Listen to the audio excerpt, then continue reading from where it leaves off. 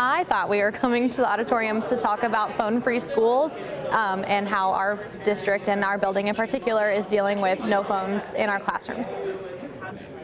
Well, I'm a little shocked because anyone in this building is deserving of this award, so it's wonderful to be honored, but I know that they could also have that same honor as well.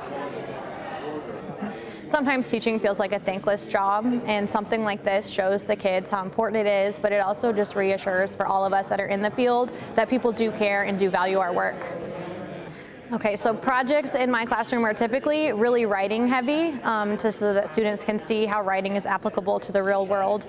We do a lot of actual competitions where students enter pieces. Some of them have been published, some of them have been recognized at state levels, just to connect their classroom content learning to the real world.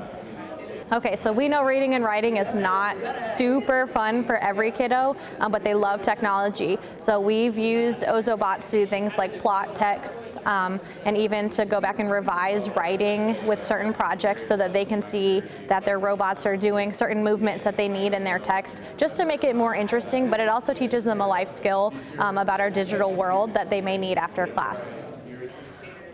I teach because I had a teacher in 4th grade, Mrs. Brooks, who she put trust and she invested in me as a 4th grade student who was, they called me bubbly, but I talked too much. And she empowered me to believe that I could do anything I wanted, and if I could do that for one child, then I think I will have accomplished my goal as an educator. When I see my students achieve, I'm incredibly proud and I'm hopeful for our future as a state, as a city, as a community.